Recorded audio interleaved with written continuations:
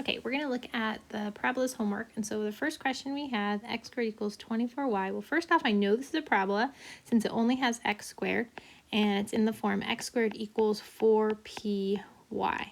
There's also nothing added or subtracted to the x, so that tells me that not my center, but my vertex is at 0, 0. So then the first thing it wants me to do is find the value of p. So I already know that the number in front of my y will be my 4p. So I have 24 is equal to 4p. So if I divide by 4, we get 6 is equal to p. So we found that, which will help us to sketch the rest of that information. So our vertex is at 0, 0. Since x is squared, a little reminder, those are our functions, so they either go vertical, up and down, or like downward. Since our p is positive, we know we're going to be opening upward. 1, 2, 3, 4, 5, 6. So there's our focus. So that will be at 0, 6. Then we go down 6 to get our directrix. And that's a line. So we need the equation of a line here. So our directrix will be y equals -6. That's a horizontal line. We need our focal diameter. So reminder that that's from our focus. We need to go out 2p. So that's going to be 12. 10, 11, 12. And 12 out the other way. So then that whole distance, if I go 12 out that way, 12 out that way, that whole distance should be 24, which matches up with that number. That's our 4p. And so it's a really wide parabola here, opening upward. So that again is going to be our focal diameter is 24. And the last thing it wanted, let's double check, we found the value of p, we found the focus, the directrix, the focal diameter, the axis of symmetry, that has to go through the focus and the vertex. The axis of symmetry, and that's going to be x equals 0. It's vertical and it has to go through the vertex, and we graphed it. All right, let's look at number 2. So it looks really similar, but this time we see that there's y squared. That means it's going to not be a function, so it either opens up to the left or to the right. And I know that y squared equals 4px is our kind of more general form. So my 4p, again, is going to be equal to the 24, so we get that p equals 6. It's positive, so we know we're opening up to the right towards positive things. We also know, because there's nothing added or subtracted to the x and the y, so my vertex for my parabola is 0, 0. So I'm going to start sketching that information. Again, we're going to open up to the right, and all the same details, but kind of reversed here. So we're going to have p equals 6. So we're going to have the focus here. Directrix will be back 6. So now it's a vertical line. So our directrix will be x equals -6. Our focus will be 6, 0.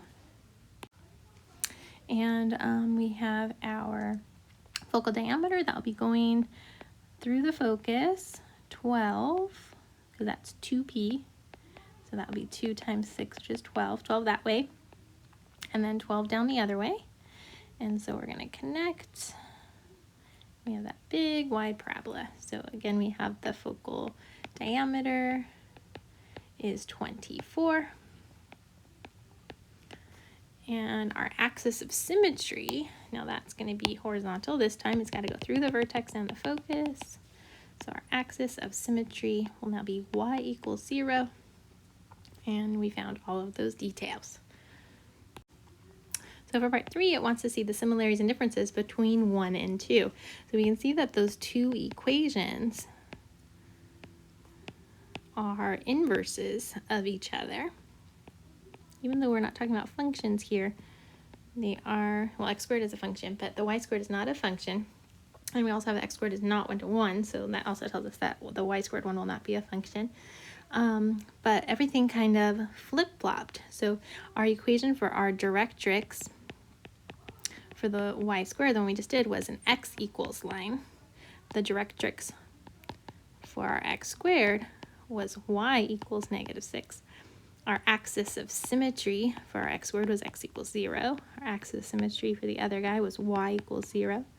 Our focus was 0, 6 compared to our focus for the other guy, which was 6, 0.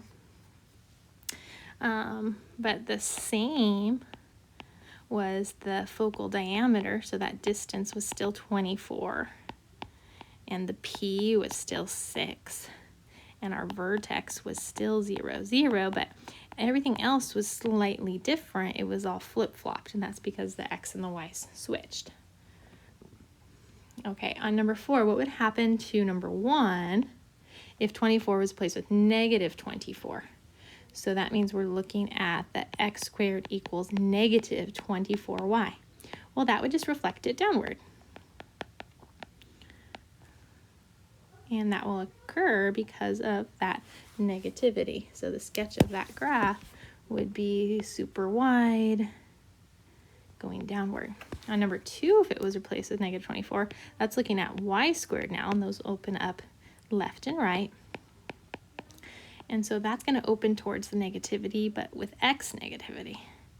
So we have that sketch. And that, again, is happening because we have that -24, which will reflect all of the x values.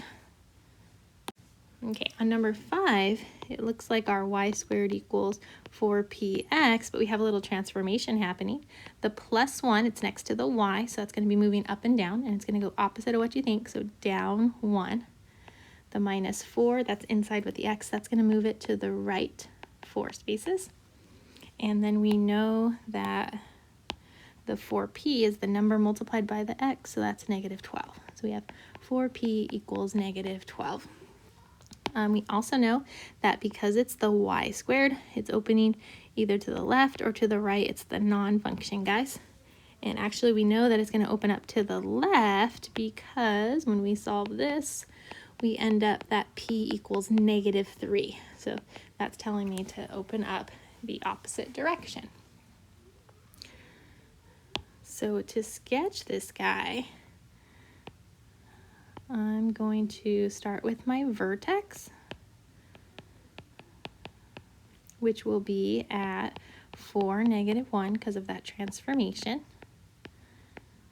So there's my vertex, and my focus is -3, so that's going to make me open up to the left. My directrix is going to be 3 the other way. So right now I know that my focus is going to be, let's see, we were at 4, -1, and we went to the left 3, so it's going to subtract 3 from my x's. So it should be at 1, -1, which you can verify from the graph. The directrix,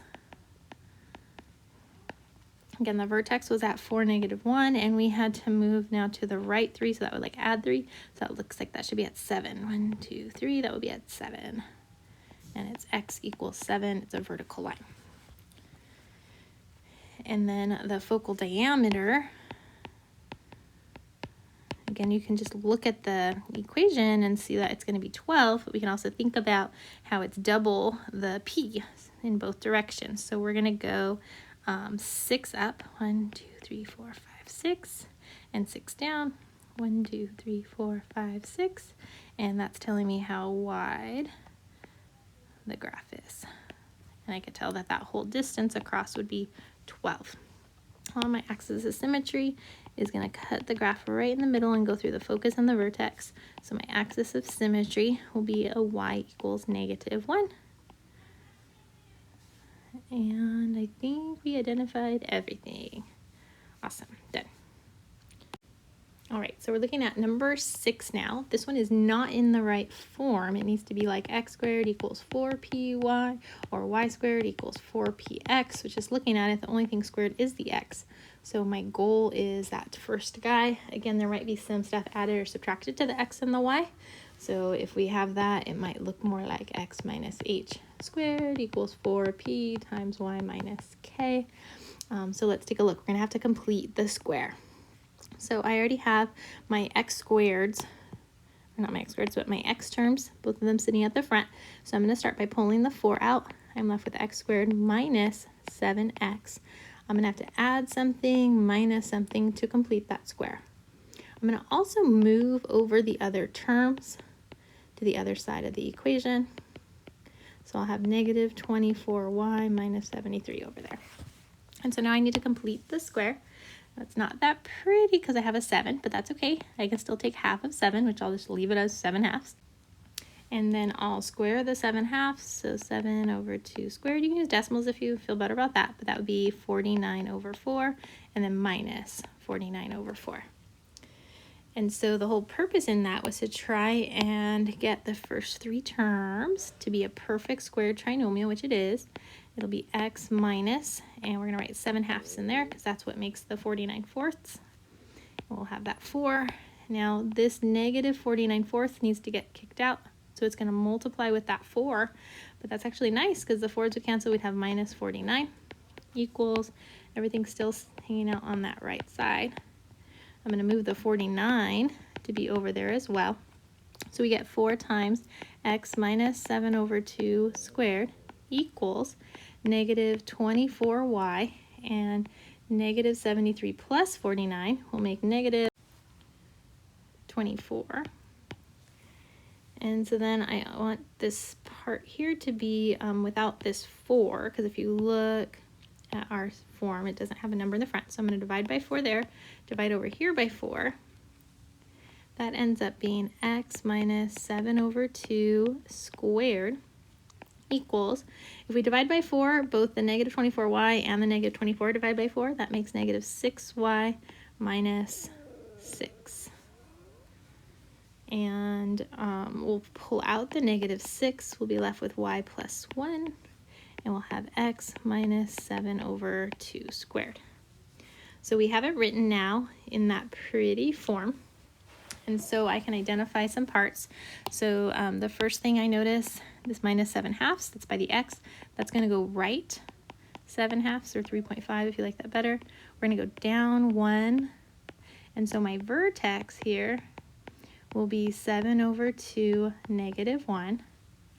My focus, well, let's think about what the graph's doing. It's x squared, so that means I have a function. It's either looking vertically up and down, or down.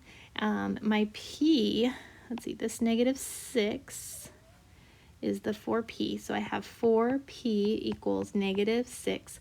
Divide by 4. So p is equal to negative 3 over 2. So when I see that negativity, I also know I'm pointed downward. So if I am at, let's kind of make a little sketch of this guy.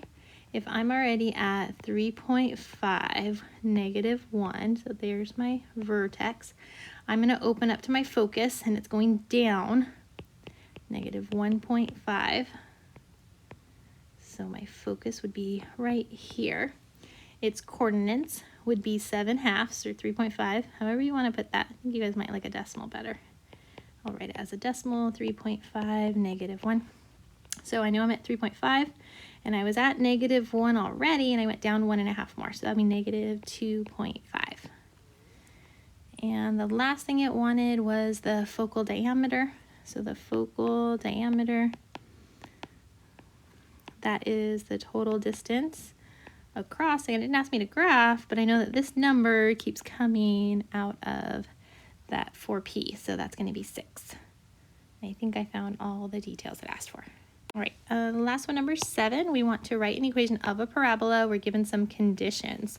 So I always like to sketch what they give me to give me a better idea of what's happening. So 2, 4, so I know that's my focus, and then 2, 1 is my vertex. So it always opens up to my focus. So as soon as I have that information, I actually know that it's going to be an x squared graph. X squared equals 4py.